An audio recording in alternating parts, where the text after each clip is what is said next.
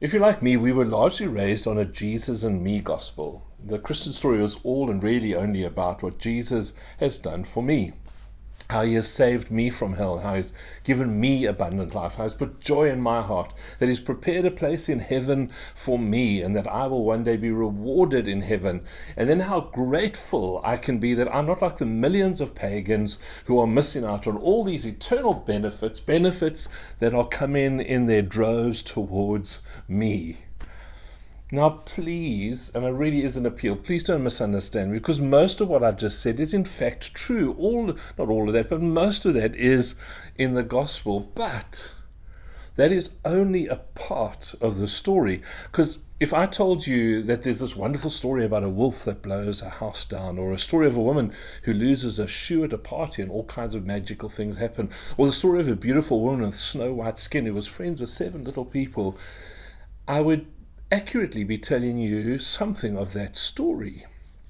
But you wouldn't have heard the whole story. You wouldn't have heard the whole drama. In fact, only having heard those little bits of that story, you've actually really heard no story at all.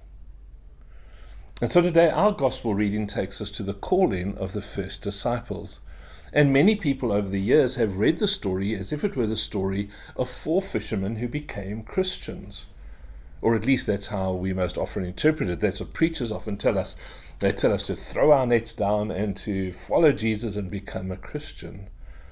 Yet, that's really not what this passage is primarily about. I don't think it's unfair for a preacher to use a passage in that way. I think it's a fair telling of the story. But to be clear, is as we read this passage, that's not what this passage is about. And it's not that Matthew has tried, or it's not that we have to go digging for something that Matthew's hidden in the story. The reality is that the details are right in front of us. They are there to be read. And it begins with this dramatic opening sentence in verse 12 of chapter 4. When Jesus heard that John had been arrested, he withdrew to Galilee. I find it an amazing sentence, and it's dramatic for several reasons. Because it tells us that Jesus is directly affected by the news of John's arrest. It's significant enough of an event for Jesus to respond, and maybe even it would be better to use the word not respond, but react, because he suddenly withdraws. And it's possible, I suppose there are 2 things, or it could be both together. It's possible that Jesus recognizes the political volatility of this moment, and therefore the possibility of his own arrest. If John could get arrested, so might he. And he decides to go into hiding, and he withdraws from his hometown and instead moves to Galilee. Or it's possible, like a chessboard, this is the one I think is most likely, but I think it could be both, that like a chessboard, Rome has made its first move, and this becomes Jesus' strategic response. He's considered strategic response to Rome's first chess move. And what a fantastic response it is.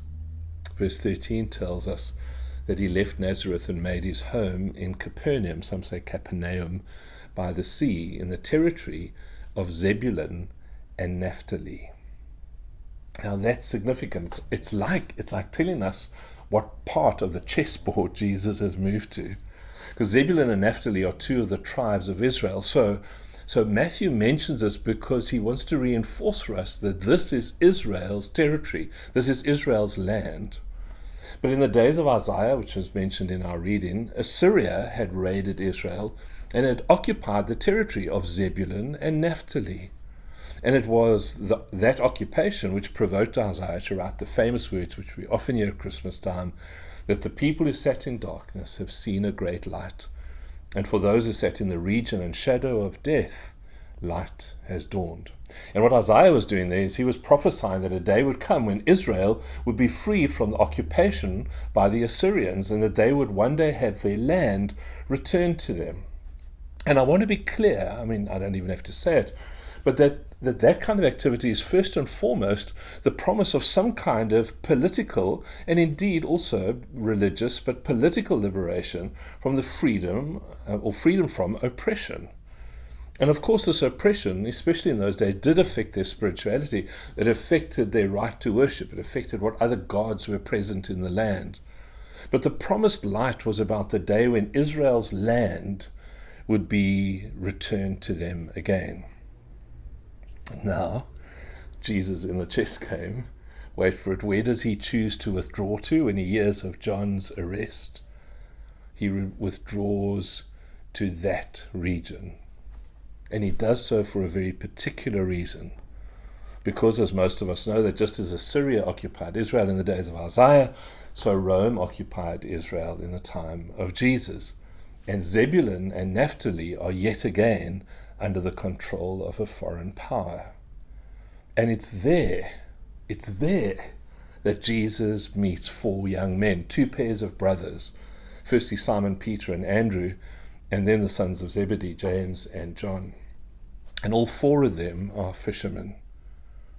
Now the thing is, and I've mentioned this before in the course of the past year, but the thing is that when Rome occupied a land, they really occupied a land. They claimed everything for themselves, including the fish in the sea. I mean, how's that for presumptuous? So if you were a fisherman in the territory of Zebulun and Naphtali, you were in fact catching Rome's fish, and Rome made you pay for the fish you caught. So there was a fish tax that you had to pay. So Jesus hears that Rome has arrested John. The empire has made its move. And Jesus will not remain passive.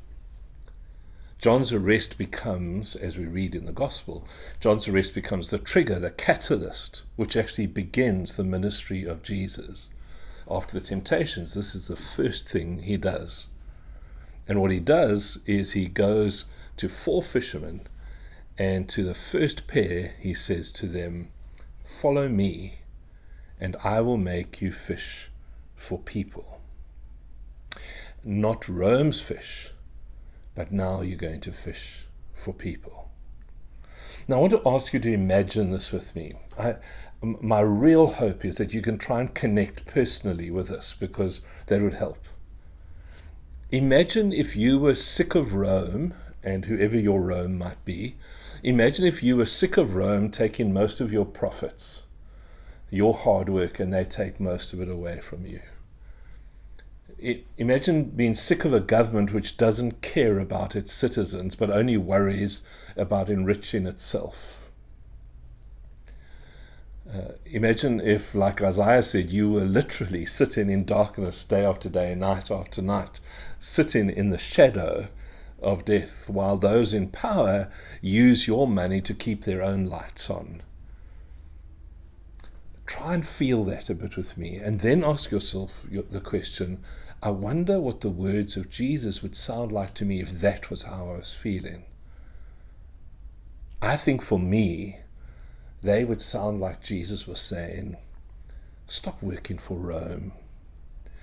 Stop giving your life to put money in Rome's pockets and come and join a movement with me. A movement where God is king, where God is in charge, not Caesar, not Rome. Come join a movement where we do what God wants and we aren't tied down to just everything that Rome wants of us. I think that I'd hear the words as Jesus saying, there are two kingdoms in front of you, guys. There's the kingdom of Rome and there's the kingdom of the heavens. I love the phrase. There's the kingdom of Rome, there's the kingdom of the heavens. Pick one. Many have wondered over the years what it was that made it possible for these young men to literally drop their nets and just walk out on their jobs and just go and follow this rabbi, Jesus. But when I think about the context, when I think about the situation that they were living in, I don't think it's so surprising at all. I think they had had enough. There's a really fantastic Afrikaans word for that I'm not allowed to use in a sermon, but you'll know which one I mean. They had had enough. And they were ready, they were ripe for a different purpose in life than just stocking up Rome's coffers. They wanted a different authority over their lives. They wanted a different purpose for their lives. And the call of Jesus comes to them not as just some kind of call to personal piety, although it would become that as well. And also, again, I don't want to dismiss that. because personal piety matters. But this call of Jesus wasn't first and foremost a call to piety. It was an invitation to the fed up and the downtrodden, to the abused and to the ripped off, to the powerless and to the voiceless, to come and join a movement, and can I dare say, to come and join a rebellion against the ways of Rome. Maybe not against Rome itself, but against the ways of Rome. In Isaiah's time, King Hezekiah became that light in the darkness, even if it was just for a while. And Matthew wants us to know that now there is a light that will never go out, and that Jesus is still looking for people to join his movement, not primarily so that they can get into heaven, not that that doesn't matter, but that's not the primary reason. But Jesus invites people to join his movement so that Rome will always know that her power, as brutal as it can be, it's not a fantasy, I mean, it's real stuff. As brutal as her power can be, is actually only ever temporary and is only ever a facade. And that the real power of the world is only ever where love is present.